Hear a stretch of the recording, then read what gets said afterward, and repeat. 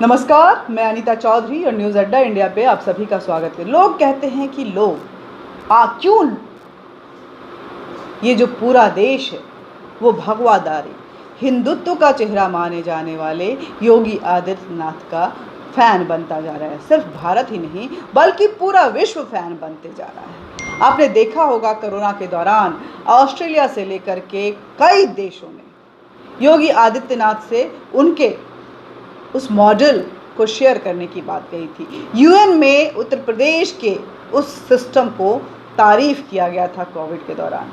योगी आदित्यनाथ जो बहुतों के लिए एक कट्टरपंथी चेहरा है, हिंदुत्व के चेहरा माने जाते हैं, जो भगवा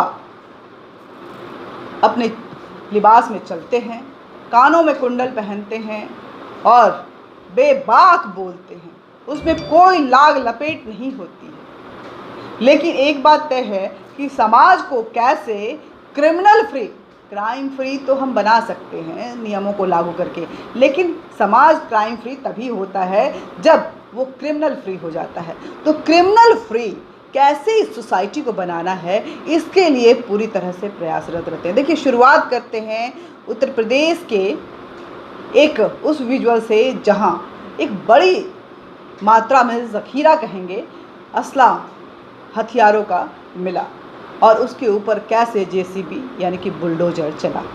और ये बुलडोजर ये गवाही देता है कि यहाँ असलाओं को जलाया नहीं जाता, उन पे बुलडोजर चलाई जाती है, ताकि ये दर्द उन माफियाओं को, उन गुंडों को हमेशा याद रहे जो ये सोचते हैं कि समाज में उनकी दहशत से उनके सिक्के चलेंगे। विकास दुबे का मामला तो आपको याद ही होगा, किस तरह से विकास दुबे को सज़ा दी गई और उसके साथ जुड़े हर व्यक्ति को आज सज़ा मिल रही है। गाड़ियां पलटने को लेकर के सवाल तो खड़े हुए थे, लेकिन उस गाड़ी पलटने के पहले वो विकास दुबे कितने निर्ममों के साथ, कितने मासूमों के साथ निर्मम व्यवहार कर रहा था, ये किसी को नहीं सूझा था। मुख्तार अंसारी, न जाने ऐसे कई, मुन्ना बजरंगी, ऐसे कई, आपको लंबी फहरिस्त है, कितनों के नाम गिनाएं। अगर नाम गिनाएंगे तो नाम गिनाते हुए ये पूरा वीडियो चला जाएगा जिस पर योगी आदित्यनाथ का बुलडोजर चला है, उनकी नाजायज़ संपत्ति पे, उन पर माफियागिरी पे, उनके कब्जा किए हुए ज़मीन पे। देखिए, योगी आदित्यनाथ ये साफ करें कि अगर पाताल में भी कोई क्रिमिनल छुपा हुआ होगा, कोई माफिया छुपा होगा, तो उत्तर प्रदेश में उसको माफ़ी नहीं मिलेगी, ढूंढ के निकाला जाएगा और उसको सज़ा दी जाएगी। ये योगी आदित्यनाथ का बयान सुनिए और उसके बाद हम आगे चलेंगे, बताएंगे आपको कि किस तरह से आगे उन्होंने कहा है क्राइम को लेके के जीरो टॉलरेंस रहेगा। अपराधियों के प्रति जीरो टॉलरेंस, अपराधी कोई भी हो, माफिया कोई भी हो, कितना भी बड़ा क्यों ना हो, कितना भी उसको बड़ा संरक्षण प्राप्त क्यों ना हो, अगर वो पाताल के अंदर भी छुपा होगा, वहां से भी उसको निकाल करके बाहर लाएंगे और कानून के शिकंजे में डाल करके उसको सजा दिला करके इस क्षेत्र के विकास को बाधित करने का पाप इन माफियाओं ने और उनके गुर्गों ने किया है। ये क्षेत्र मेहनती था, पुरुषार्थी था। देश और दुनिया के अंदर जहां कहीं भी मऊ, आजमगढ़ और बलिया के लोग गए, इन्होंने अपने परिश्रम से, अपनी प्रतिभा से, अपने पुरुषार्थ से वहां पर एक नई दिशा देने का काम किया। लेकिन यहां पर ये माफिया दीमक की तरह यहां को चाटते रहे, इसको खोखला करते रहे, यहां के विकास को बाधित करते रहे। विकास के लिए आने वाले पैसे को इन लोगों ने अपनी बड़ी बड़ी संपत्ति बनाने और हवेलियों को बनाने में लगाया। विकास के लिए आने वाले पैसे को चक्कर जाते थे, गरीब के लिए आने वाले पैसे को चक्कर जाते थे और स्वयं के परिवार के लिए, स्वयं के लिए उस संपत्ति को हड़पने का पाप जो किया है, आज उसी बात की भरपाई उनसे और उनकी खानदान से सरकार करवा रही है। और हमने इसीलिए कहा भ्रष्टाचारी और भ्रष्टाचार के खिलाफ जीरो टॉलरेंस। ये योगी आदित्यनाथ ने कहा, आपने सुना। और यह एक बार नहीं, ये योगी आदित्यनाथ अलग अलग शब्दों में, अलग अलग लहजे में हमेशा बोलते रहे हैं कि माफियाओं को नहीं बख्शा जाएगा, माफियाओं के संपत्ति पे बुलडोजर चलेगा। यही वजह है कि आजकल जो छुटभइये अपराधी हैं वो तख्ती लपेटे हुए अपने आप को थाने में सरेंडर कर रहे हैं कि अब मैं कोई गुनाह नहीं करूंगा जी, अब मैं कोई अपराध नहीं करूंगा, योगी जी इस बार माफ़ी दे दीजिए। अभी कुछ ही दिन पहले आपने देखा होगा कि एक वीडियो आया था कि योगी जी इस बार माफ़ी दे दीजिए, आगे से कोई गलती नहीं करूंगा। सुनिए एक बार फिर योगी आदित्यनाथ के एक और बयान को, जहां वो बोल रहे हैं कि अपराध को लेकर के जीरो टॉलरेंस रहेगा, कभी बर्दाश्त नहीं किया जाएगा, माफियाओं पे बुलडोजर चलेगी और उनकी जब्त की हुई जो संपत्ति है वो गरीबों में बांटा जाएगा। भ्रष्टाचार के खिलाफ एक बड़ी लड़ाई को आगे बढ़ाने की आवश्यकता है। ये भ्रष्टाचार पिछली सरकारों की जीन्स का हिस्सा था।